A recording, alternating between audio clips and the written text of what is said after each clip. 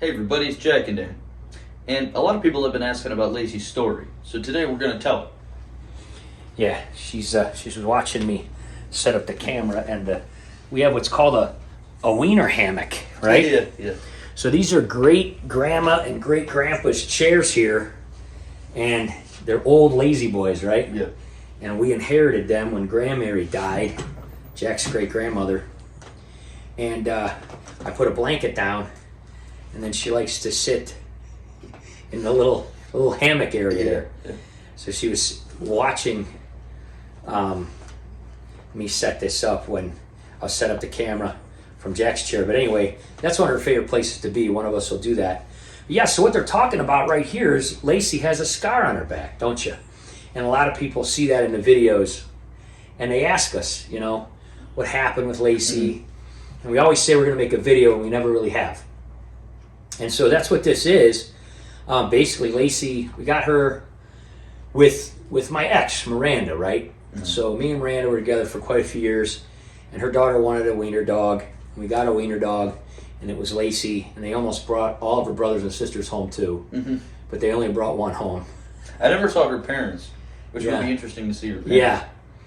But basically, she was energetic and a total go-getter.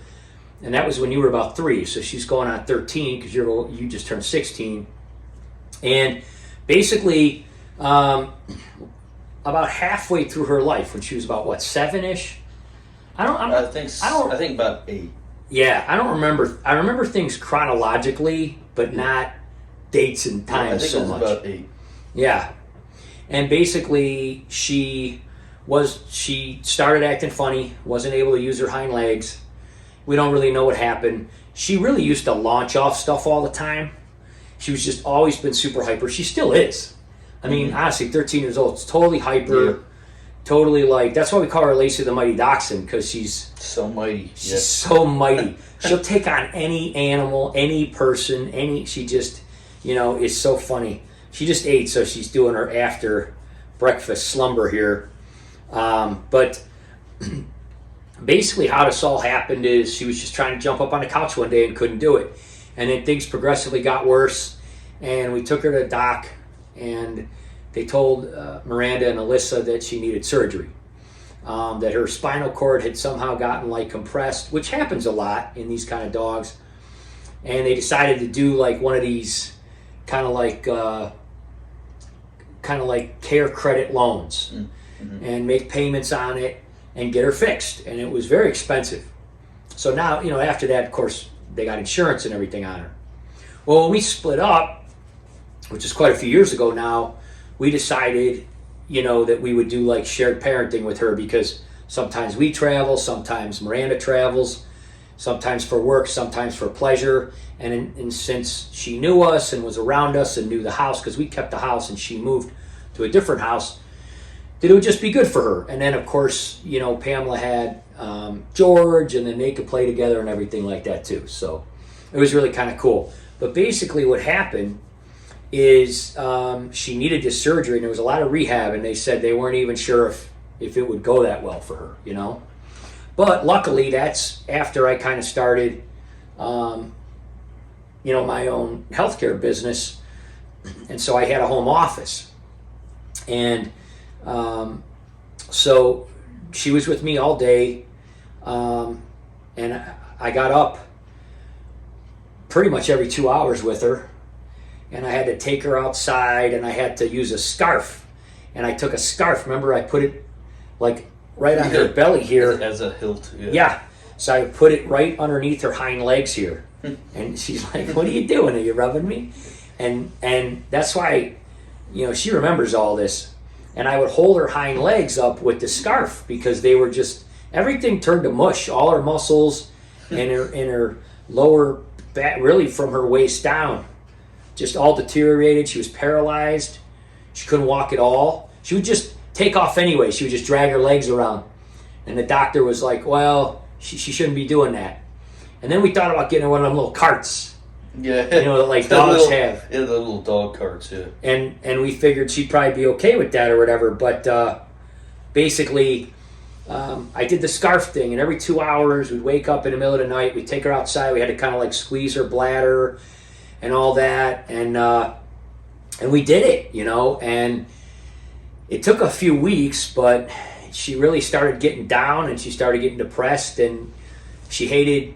She hated not being able to I move. probably would too. That would kind of suck.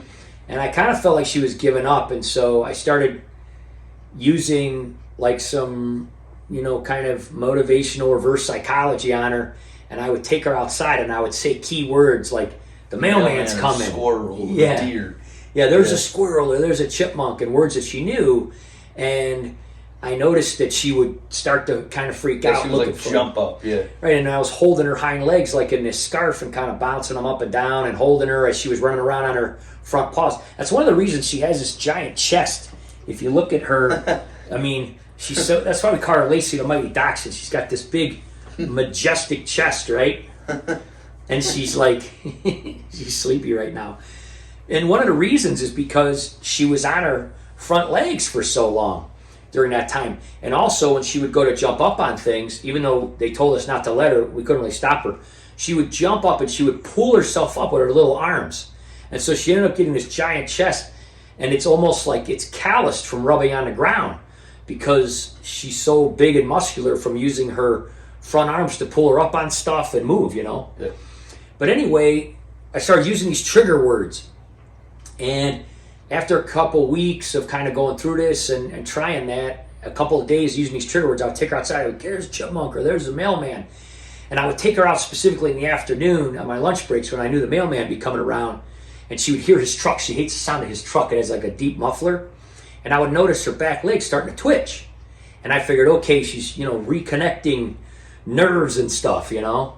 I don't know all the exact things. But anyway, I took her out several times a day, always took her out. And then I started noticing her legs moving. And then I started keep using these trigger words and keep taking her out every 2 hours. Around the clock, I wake up in the middle of the night. Especially when you say deer, because she hates deer. She hates the deer in the yard, yeah. She would like immediately jump up and try to sprint over. And I would take her out in the morning when there were animals, and people would be walking by with dogs, and I was like, who's those people with their dogs walking by our yard? And she always does that huff, right? Yeah. She goes, hoof, hoof. Like, she's so tough. You're so tough. She's sleepy now, but basically, she rehabbed, and she started very slowly moving her legs again, and she got all that muscle back, and all this muscle came back. It took months, you know, of working with her, and finally she said that's enough of that scarf, and then she was able to do it on her own, and she started building up, and now she jumps up on things. She doesn't jump off of things, though. She does know better. She knows it. I don't know if it just hurts her or if she thinks that's going to cause my injury, and we do tell her no. She doesn't really listen, but no, but I feel like I think she knows probably like what to do and what not to do. So she doesn't jump off of things necessarily. She waits. If she's on the couch and somebody passes by the front window, she'll bark at them, and then she kind of looks down, and then she kind of gingerly lowers herself, and then she goes and barks at them by the window or chases them down all the way to Jack's room. But she's done a really good job of rehabbing. She did have like one exacerbation. She had to take like prednisone and stuff, like a Medrol dose pack once. And then she's kind of had chronic UTIs ever since then. And so she's been on antibiotics a couple times, and what we finally decided to do is just give her cranberries. You know, they make all these cranberry chews, right? Yeah. And we're like, let's just give her cranberries. And we always get... I mean, they work for people, so they probably definitely work for dogs. So we go to Trader Joe's, and we get, you know, little bags of non-GMO, organic, unsweetened cranberries, and we put about a tablespoon or so in her food twice a day, and she loves them. And hopefully, so far it seems like it's been working prophylactically to prevent future UTIs from coming back. I mean, obviously we don't want her to be on antibiotics all the time and stuff. So anyway, it seems to be working. And if you have a dog with chronic UTIs, give it a try. The vet actually said, yeah, what a great idea, keep doing it. But, you know, they never suggest it. Just keep putting her on antibiotics, like they never suggest it. Yeah, it's a whole other conversation with doctors. But yeah, but they, you know, again, when we asked them about the chews, they said the chews are great. But, you know, I asked a couple people I knew, and they said the chews are great. And I go, why not just give her cranberries? It's cheaper, and it's probably better. And it seems to be working, and she likes them anyway. She's tired this afternoon. But anyway, so since then, since her injury and since rehabbing, other than one tiny exacerbation like that and needing some prednisone, she hasn't had any issues. She doesn't have any pain. She doesn't really have discomfort. We think we got the UTI thing under control. So she's super energetic. She's super, other than today, right? She wants to take an afternoon nap. It's Saturday. She wants to take an afternoon nap in her wiener hammock there, right? That's her favorite place. When we watch a movie here in the living room and that in Grandmary's and Grandpa's, these chairs are older than me. They got these, like, I think before I was born, they had them reupholstered when I was little, I think a baby. And this is the same reupholstery and everything. And she loves, see how she's got this big chest, a big muscular chest, and she can't reach it. And so when you scratch it, she loves it. That's her favorite thing. Look at her. She loves that. But she's still a champion. She goes to Oktoberfest almost every year, don't you? And she runs in the races. Yeah. Look how many ribbons she has. She has like 20 ribbons. First place, second place, third place, participant. And we've done videos showing her and George in the races and stuff. These are all the ribbons she's had over the years. Everybody loves her at Oktoberfest, right? But she just goes and pushes. She's such a bully. That's why we call her Lacey the Mighty Dachshund. She thinks other Dachshunds are like little wimps. She runs them over and she bullies them and she puts her head down and like steamrolls them. Yeah. She just like rhinos them over. And she likes bigger dogs, right? She took a long time to warm up to George. She picked on George for a long time. But he finally, he started holding his own a little bit against her. Didn't he?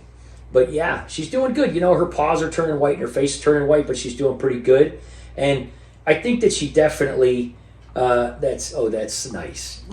But I think because I helped to rehab her so much, and because she was home with me, because I started working from home and stuff, we really bonded. And but she loves Pamela too. She goes absolutely crazy over Pamela, and she loves being here. And I think it's great that we were able to keep this relationship with Miranda so that she could come to see us. And so she'll spend a week or two with us, and then a week or two or three with Miranda, and then a week or two or three with us, and it's and then it's really nice for her. And you can barely see her scar anymore. I'll kind of turn her around here, but you probably can't even see it, and she's just going to kiss me. It's just barely noticeable. Okay. She wants to lick me all the time. But, she sits on my lap a lot when I'm working from home, and she'll sit here. I think she has, I don't know if you mentioned this, but I think she has like a prosthetic implants in her spine, like those little plates.